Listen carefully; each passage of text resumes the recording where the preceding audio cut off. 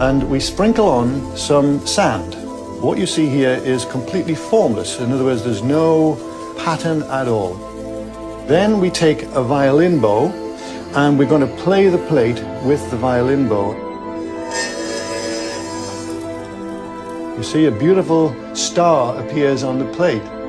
Now, that pattern that forms is basically the sound made visible, and it's kind of magic. And now watch what happens when we make this plate vibrate from an electronic piano.